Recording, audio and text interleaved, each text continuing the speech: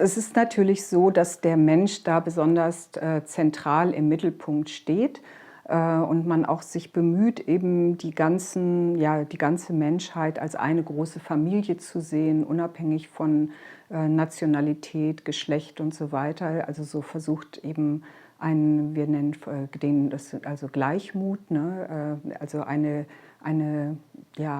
gleiche Nähe zu allen Lebewesen zu entwickeln, ohne Unterschiede zwischen nah und fern zu machen.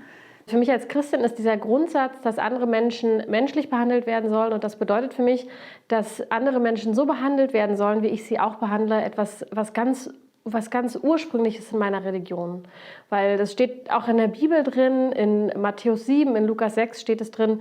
Da steht drin, dass man andere Menschen so behandeln soll, wie man selbst behandelt werden möchte. Und das hat ja auch was damit zu tun, dass wir Menschen geschaffen sind als Ebenbild Gottes. Und dementsprechend möchte ich, dass sowohl andere Menschen als auch ich selbst derart respektvoll behandelt werden sollen.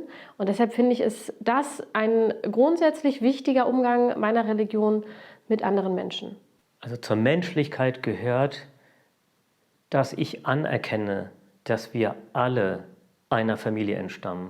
Und wenn ich das verinnerliche, handle ich ja schon anders. Wenn ich denke, dass Sie irgendwie nicht zu meiner Familie gehören, ist es wahrscheinlicher, dass ich Sie vielleicht mal unwürdig behandle. Und sich daran zu erinnern, das ist ein Teil der Sikh-Religion. Und das Gleiche gilt auch für die Tierwelt und für die Umwelt. Das ist ja ein Vers im Koran, das dann die Würde, die Gott den Menschen gegeben hat. Und da kategorisiert Gott nicht die Menschen, sondern wirklich Mensch an sich ist ein Geschöpf, der dann Gott ihm selbst eine göttliche Würde verliehen hat.